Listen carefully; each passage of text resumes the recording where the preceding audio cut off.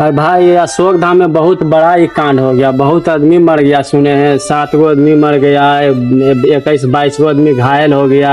हाँ सही बात है भाई।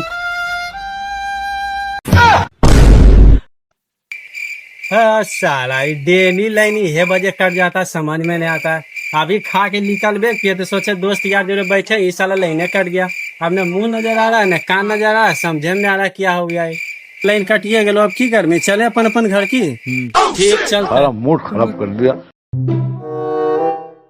ठीक हम जाइए घर तो जो ठीक है, माल से बात कर चलेंगे। ठीक है